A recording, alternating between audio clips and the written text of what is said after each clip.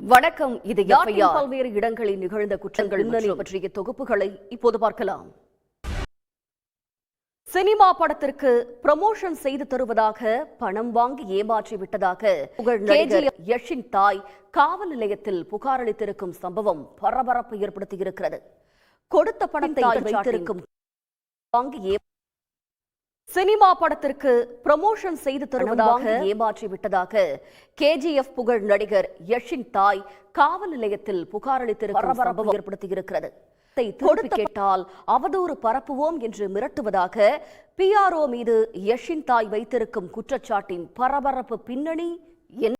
ஈரோட்டில் ஏற்கனவே 150 சவரன் நகை கொள்ளையடிக்கப்பட்ட பிரபல ஆடிட்டர் வீட்டில் மீண்டும் 40 சவரன் நகை 7 லட்சம் ரூபாய் ரொக்கம் கொள்ளையடிக்கப்பட்டுள்ளது. ஒரே வீட்டில் இரண்டாவது முறையாக கொள்ளை சம்பவம் நடந்தது எப்படி?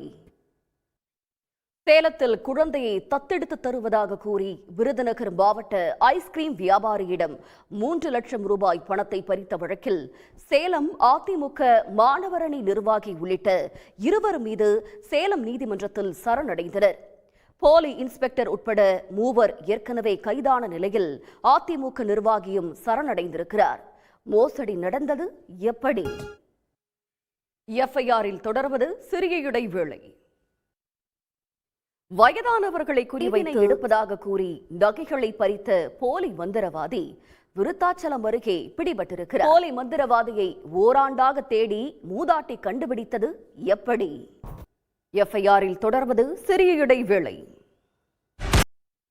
புதுச்சேரியில் ஏலச்சீட்டு நடத்தி பல கோடி ரூபாய் மோசடி செய்த வழக்கில் தொழிலதிபர் குடும்பத்துடன் தலைமறைவாகியிருக்கிறார்.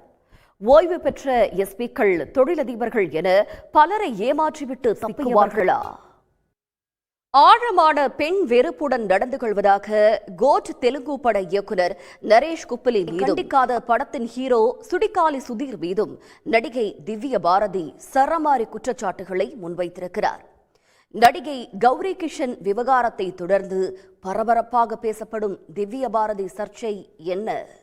நிதி நிறுவன பெண் ஊழியரிடம் 9 லட்சம் வரி செய்த வழக்கில் சகோதரர்கள் உட்பட 4 பேர் கைது செய்யப்பட்டிருக்கிறார்கள். ஃப்ரெண்ட்ஸ் ஆஃப் போலீஸ் அமைப்பில் பணிபுரிந்தவர் மூளையாக செயல்பட்டு கொள்ளையை அரங்கேற்றியது எப்படி? இத்துடன் FIR நிறைவு பெறுகிறது. நன்றி, வணக்கம்.